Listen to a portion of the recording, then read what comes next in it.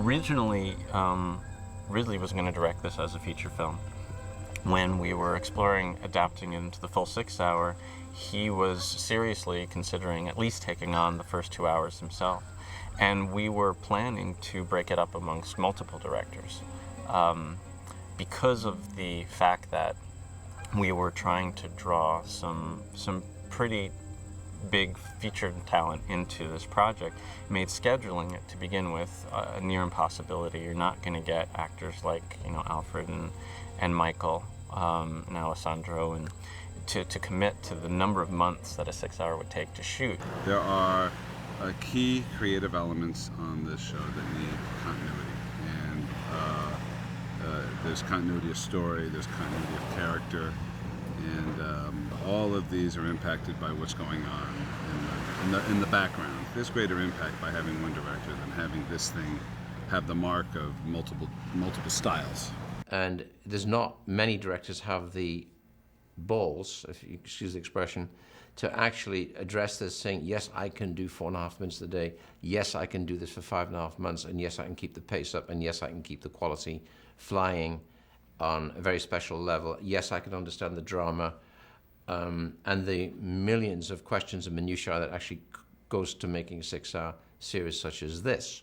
It soon became clear that we couldn't really have multiple directors, but maybe 2 directors. And when we sat down with McHale, who was one of only a few directors we discussed for the project, Ridley had seen his work on The Grid and a couple of other projects that he'd done. And I mean, McHale's an amazing shooter, first and foremost, so we knew that the look of the picture and the ambitious scope of the picture is something he could singularly achieve to a great effect. McHale has all of that. He's not afraid, which is one of the prerequisites of any directing job. If you're afraid, you don't like stress, don't do the job.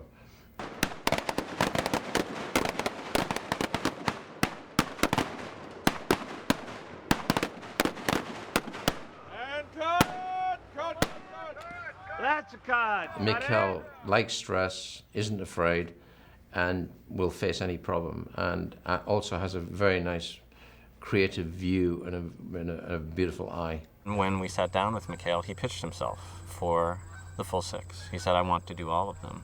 And we hadn't really seriously discussed it at that point. Well, I think a lot of obvious reasons you want to do the whole thing, because the main character goes through all 6 episodes. But it was because I loved all the episodes and I wouldn't know which one to pick. I was in Berlin when I was a kid in the 60s and knew what it looked like in Berlin, how it felt, and that's what we've been trying to recreate here in Budapest. So that was another reason I really felt I had to take on how that should look and the feeling at that time. Once he gets on set, he's pretty unflappable. Not that he doesn't have his own sort of Danish passions, if you can call them that, but he has such an acute eye for what story he's telling and the way in which he wants to present it, but that he can also handle, actors of this caliber and sort of a visual template of this reach.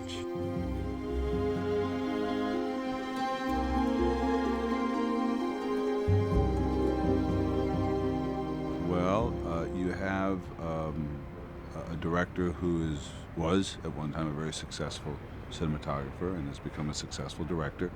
So his ability to take this very complex subject matter from a logistical standpoint and figure out how to tell the story with the camera helps me as a producer. This is very, very ambitious, and you need that kind of a collaborative atmosphere to make it through our days and our schedule. The scale, the biggest problem in all of this, when you look at it and stand back and say, right, we're about to start a film called The Company, and by the way, it's going to take us into Russia, it's going to take us into Prague, it's going to take us into London, Washington, United States. It's going to cover 40-odd years. The show is really epic and international in scope.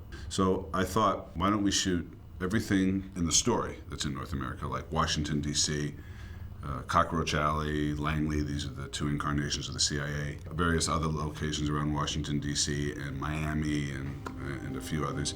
And we did that in Toronto, Ontario. Then we're going to Budapest, Hungary, and in Budapest, we're doubling that city for Budapest, Berlin, and Moscow.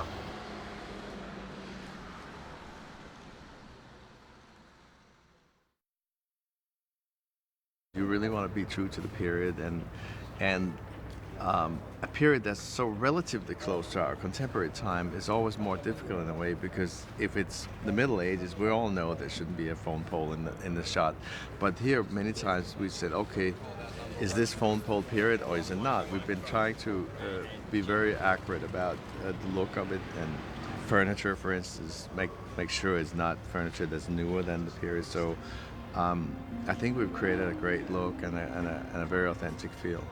For some reason, there's a great deal of all the old architecture has been saved, and what's been damaged has been replaced as it was. So the city centre has got the most beautiful examples of turn of the century empire architecture and stuff. There's some gorgeous old buildings that have been restored. The Kilian Barracks was a military structure built by, I think, Emperor Franz Joseph. They looked like military installations from 1880s.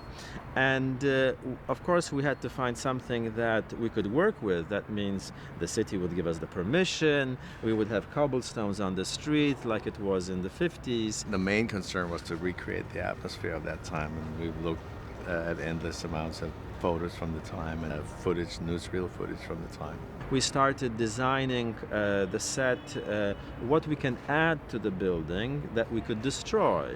The Russians are surrounding the area and are blasting it out, and we did kind of beefed up all the architectural elements like colonnades, windows that were created from concrete posts, something that could withstand attack of shells. And then we had to deal with the city trying to remove everything that was modern.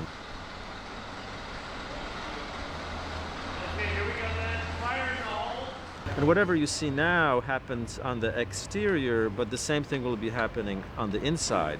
We'll be blasting once the cannons shoot, then we'll have particles of the windows structure, the ceiling falling, killing the people. So the director has the possibility of cutting back and forth and having a whole sequence.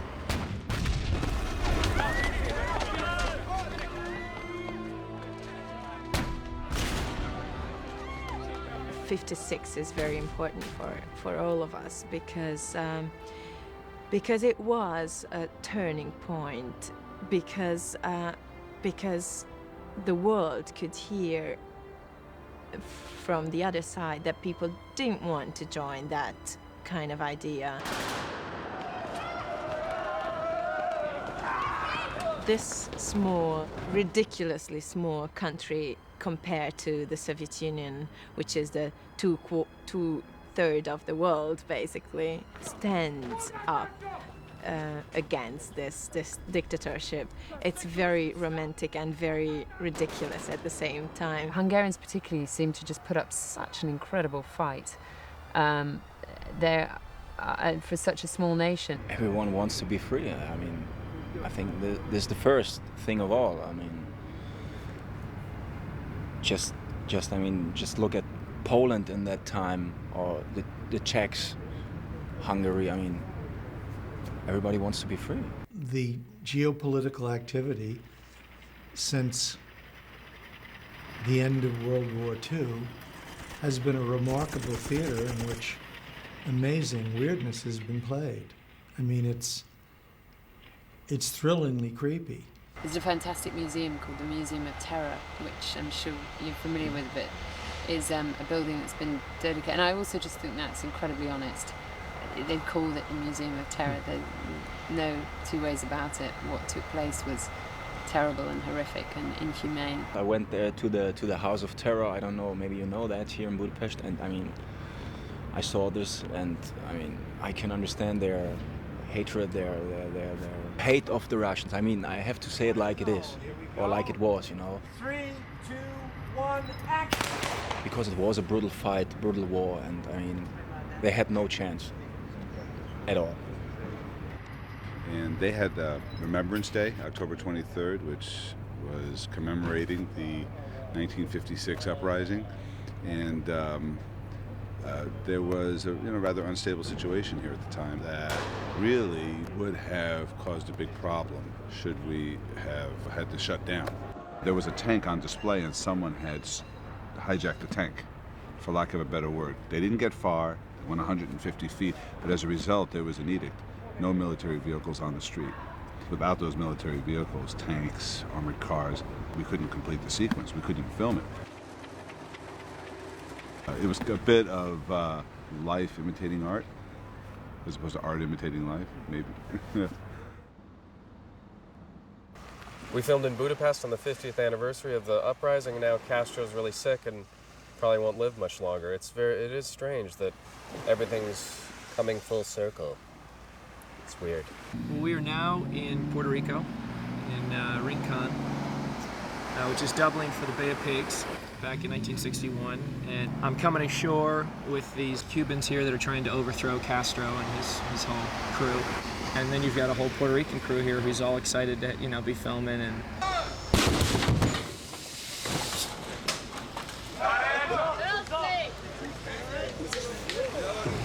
it's definitely, people are on two different wavelengths right now, but we're getting through it, and it's hot. This part of it has required a tremendous amount of expertise and preparation from Marine coordinators that have coordinated all the support vehicles, all our LCMs, our freighters, all the big ticket items that are in the water. And since we're recreating military maneuvers, we have a gentleman named Jim Deaver, who's our military expert and coordinator, who was the military advisor on Flags of Our Fathers and Letters from Iwo Jima. And the reason you bring all these experts in is because we're working on a budget and on a finite amount of time that you want everything to go well. You want everyone to show up, everyone to be prepared, and when you have these elements all coordinate everything, it works beautifully.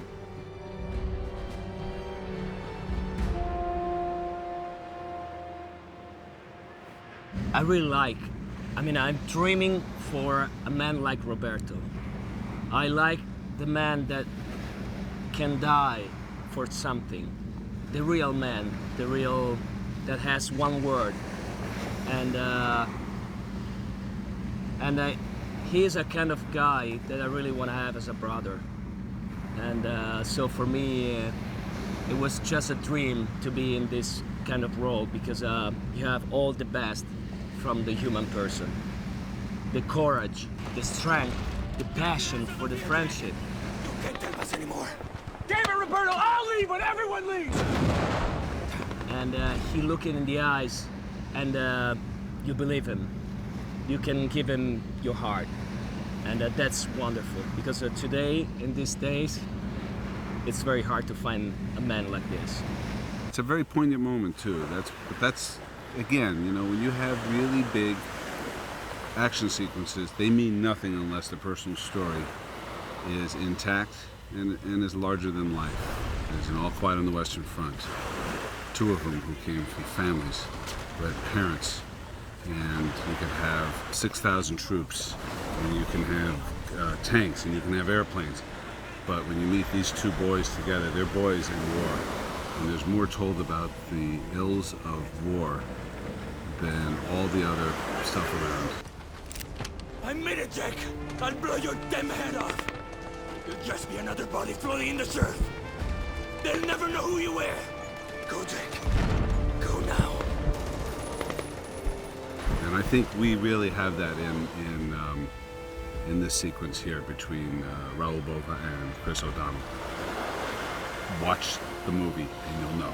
yeah, I've only been with Raul for a few days, and it's been so interesting because when we were in Budapest, we had a lot of German actors and Hungarian actors and, all these different languages trying to either speak with a Russian accent or with an English accent, and now you've got an Italian trying to do a Cuban accent, and it's, the communications amongst the actors and the crews, it's been an adventure the whole way through.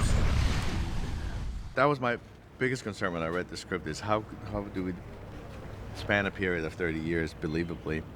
And it's almost impossible to make people younger, but it's possible to make people older on film. All these actors are aging 40 years.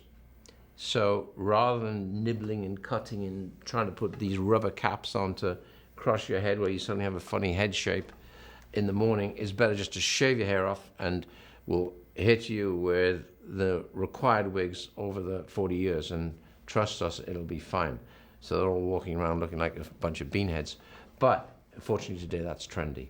All these relatively young people we hired for the parts agreed to shave their heads, and we've made wigs with receding hairlines, with gray hair, and so slowly recede. So we have different stages of wigs, and that in addition to a fantastic makeup team that has been able to do age makeup, that makes it a very convincing transition. So the first thing that we had to approach was the quickest and easiest way to age these people with the schedule changing and fast shooting, and devise a way that we could come up with the best possible. And also it had to be done in such a way that it was subtle enough and real enough, because we're filming on high definition television. The work had to be really, really as fine and believable to the eye as possible, because HD TV would throw up any faults within seconds. Everyone on this had their heads shaved, and they look like they're part of some strange sect. So Chris has no hair. Alfred Molina has no hair. Rory Cochrane has no hair. There was a film called Coneheads, wasn't there? Do you remember that? Was Michael Keaton in that? No. Anyway, they look like that. Well, you know, he gets every morning, which he's sick of, and I know I'm sick of, is that we shave his head right down to the skin. That's his first process. And then he's off to Trevor and Trevor Starrs. And then depending which stage he's going through, I'll then paint like the age marks, the wrinkles, the highlights and the shadows onto his face, and then the main process is the painting on of the plastic and rubber onto his face that is then stretched and powdered. I then take off all the excess powder with a mixture of isopropyl alcohol and castor oil, and he then goes back to Paul. And then depending on the period or the age that he's at, then we've got the various wigs which are thinned, and you know, some are very thin, you can see his scalp, or very full, and then that is all stuck onto his head, like literally stuck onto his head, and the wigs are all being made literally a hair at a time, so you get as if it's a full head of hair or a thinning head of hair. I'm happy to say that between Paul Patterson and Trevor Proud, 2 Academy Award-winning artists, Paul is our key hairstylist and Trevor's our key makeup artist. I've got 2 of the best. And you know, half the battle is knowing how to delegate the responsibility to the right people. And I could not have asked for 2 more talented artists to take care of these actors. Well, look at me, for crying out loud. Yeah, I think I could pull it off like this. In fact, I'm keeping this look for the weekend because I'm going to Quebec. And you know, if I can get away with it there, I'll get away with it anywhere.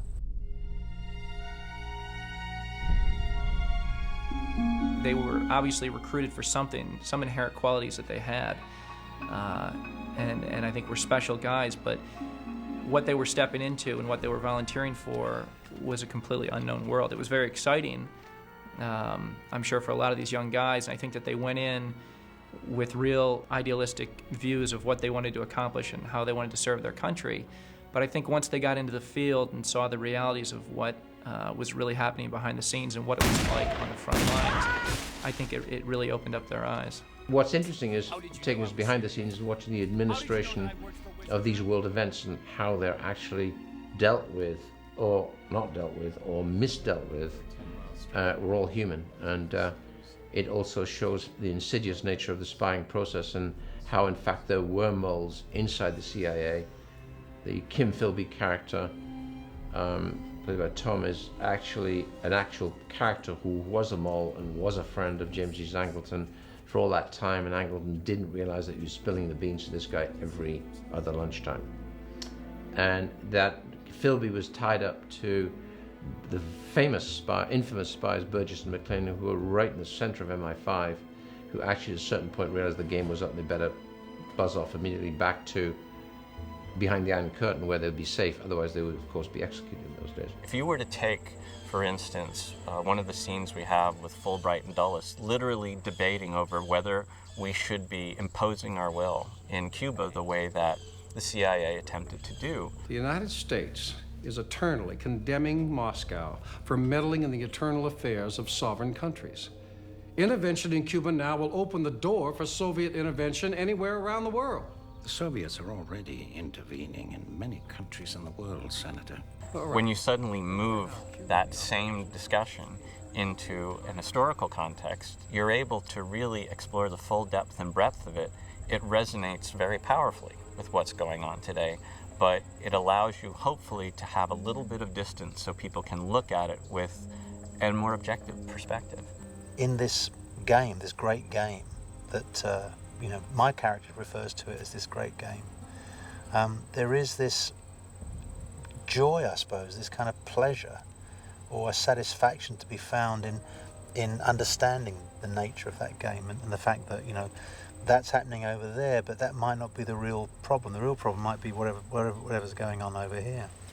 And I think that's what Liddell means by the wilderness of mirrors. The CIA has had us at its peril, at our peril, for many, many, many years, and they've done so with very little public responsibility. And I thought that it might be an interesting way to give a sense of the elitism that supported it in the beginning, its lineages having evolved from the OSS, Bill Donovan, that whole universe of Yaleys that were intelligence agents, and the fact that they operated with almost no oversight in very destructive ways. I was not trying to do an affirmation of the CIA, although in the process of developing it and trying to get the movie done, I developed a respect for some of the things they'd done and a great deal of anxiety about many of the other things that they've done.